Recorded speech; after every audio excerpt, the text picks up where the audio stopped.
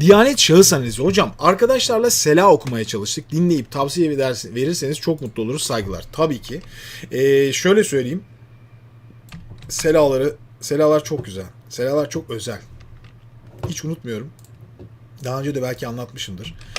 Valide Sultan Camii'nden Habil Öndeş Hoca'yla İstanbul Camileri Müezzinleri işi yaparken, o çalışmaları yaparken Habil Hoca'yla öncesinde bize birazcık bilgi verdi. Dedi ki, şimdi bu okuyanlardan hangisi sizsiniz? 2 numara Ahmet Çalık, evet. 1 numara Furkan Dulgun, 2 numara Ahmet Çalık, 3 numara Turan Baran Karan. Tamam. Selalarla ilgili çok güzel bir örnek vermişti bana. Selalar Dilke Şaveran makamında okunuyor aslında arkadaşlar. Makam olarak Dilke Şaveran. Fakat genelde bazı yerlerde de Uşak makamında okunuyor. Zaman zaman Hüseyin'i okuyan var. Şöyle bir örnek vermişti. Çok hoşuma gitmişti o zaman. Sela öyle bir şeydir demişti ki. Sela ağlak, aşırı acılı okunmaz. Bunun da sebebi şudur. Çünkü zaten bir vefat vardır. Yani daha doğrusu cenazede okunan selalar. Bir vefat söz konusudur. Ve zaten insanlar acılıdır. Siz eğer daha da acılı okumaya çalışırsanız insanlar artık bunu kaldıramayacak hale gelir ve bu iyi bir şey değildir derdi. Şöyle düşünün demişti ve ben o zaman böyle içim cız etmişti. Farz edin köyünden uzaklaşan bir genç var. Ya köyünden almış işte iş için bir şey için başka bir yere gitmek zorunda. Sevdikleri herkes arkasında. Ve köyüne en son uzaktan bir yerden son bir kez bakıyor. Sela budur demişti. Ben hala bile tüylerim diken diken oluyor bunu duyduğum zaman. Çok ilginç. Güzel. Hoş. Farklı bir şey. Ona da ben Sela dinlediğim zaman böyle farklı bir hisse kapılırım ve çok dikkat edin. Çok da dikkat edin bakın. Selalar bu tatta okunur. Şeyi budur genel olarak. Duyduğunuzda böyle bir his alırsınız. Peki dinleyelim şimdi. Ahmet Çalık isimli. 3 kişi var gerçi. Üçünü de dinleyeceğiz.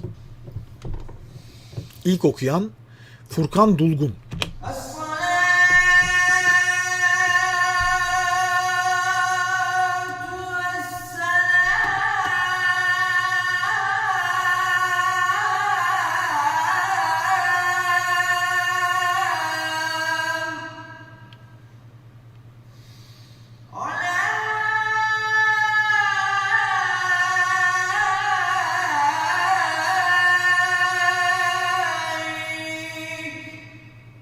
Çok güzel aldı değil mi kafa sesini? Müthiş.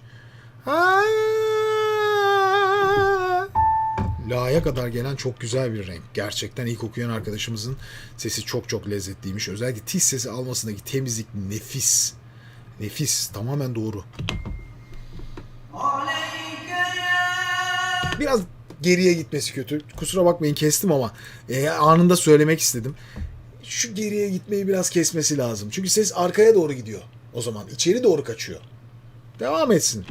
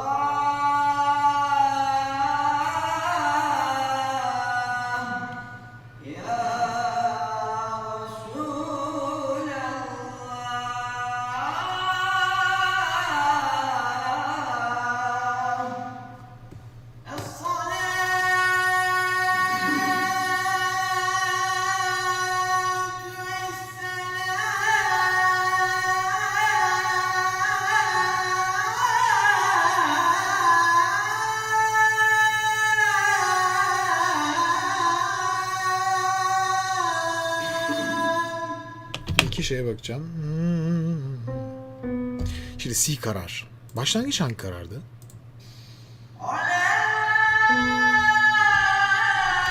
İkisi de si kararı devam ediyor. Güzel. Biraz tizleşti gibi geldi çünkü arada. Sevgili Ahmet girdiğinde tam şurada tekrar girin. İlk okumada şöyle bir şey söyleyeyim yalnız. Özellikle pes bölgelerde aa, şimdi bu tamam ama aa, bu biraz zaman zaman boğaza da iniyor. Aa,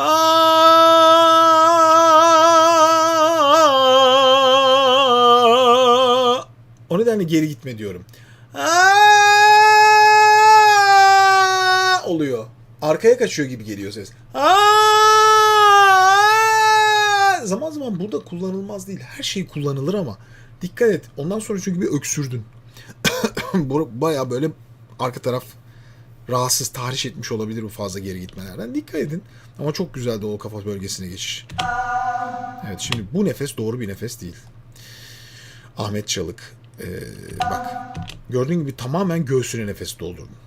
Bu nefes tamamen göğse dolmuş bir nefes. Diyaframa değil. Bakın. İzleyin. Bak. Hazır olun. Bayağı göğüs nefesi bu. Tamamen tam tersi yani. Bu bölgenin, şu bölgenin dolması gerekiyor. Yoğunlukla.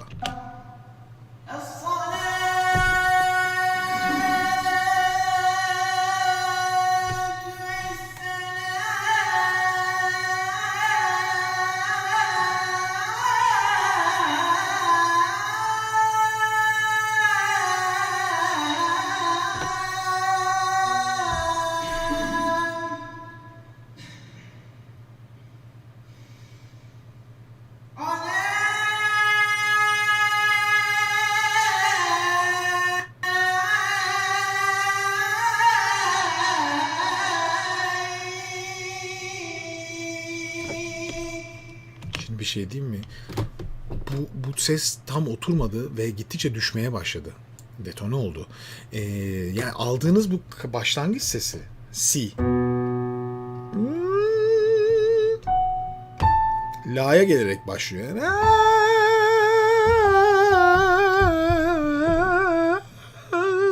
Biraz tiz değil mi ya? Bence özellikle böyle çalışırken CD'de La gibi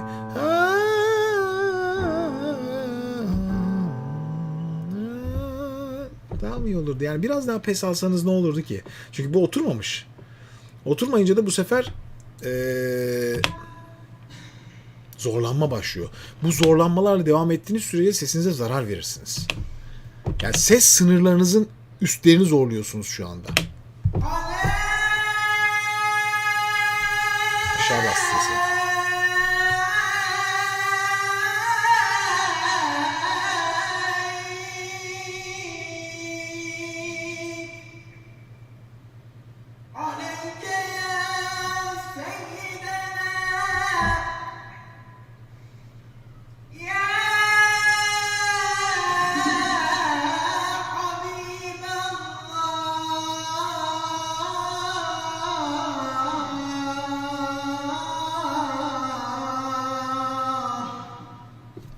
Açık söyleyeyim. Ton olmamış. Kesinlikle olmamış. Bu yerden girdiğin seslerle devamlı tiz seslerini aşağı çekmişsiniz. Ve sesiniz eğer bu şekilde devam ederseniz ileriki yıllarda çok zor olur. Çok genç yaştasınız. Sürekli nefes alarak tutmaya çalıştın o sesi oturtmak için. Bu doğru bir yöntem değil. O ses oraya oturmaz. Yan yana bulunduğunuz arkadaşınızla ses renginiz aynı gibi gözükse de değil. Farklı karaktere sahipsiniz. Bence bu kadar tiz okumayın. Bunlar sizin üst sınırlarınız Ahmet Çalık. Üst sınırlarınız. Bu sesler en üst sınırlarınız. Sürekli buralarda gezen bir tonda başlarsanız çok zorlanırsınız. Sizin daha pes okumanız gerekiyor. Kesin.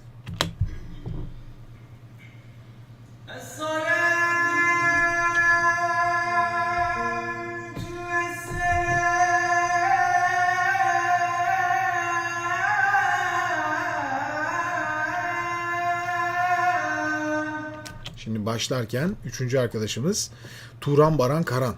Yarım ton aşağı çekti. Si bemol minör oldu şu anda. Si bemol karar. Yarım ses düşürdü.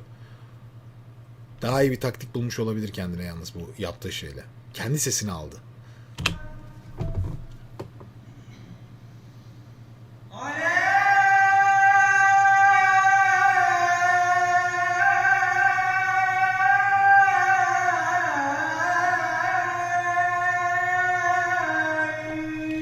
Fakat bu ton da ona tiz. Bence bu ton sadece ilk başlayan arkadaşımızın tonu. Diğer ikinizin tonu değil. Evet, ses genişlikleriniz dar değil aslında. Geniş sesleriniz var ama sizin bu Sela'yı daha kalından başlayarak başlamanız lazım. İlk okuyan arkadaşımız kendi sesinden alıp rahat olduğu bir tonda başladı. Siz de orada devam ettiniz. Hatta son arkadaşımız yarım düştü, o da. Bence sizin ikiniz de bunu la karar başlayıp yapmanız gerekiyor çocuklar. Bayağı detone var şu anda.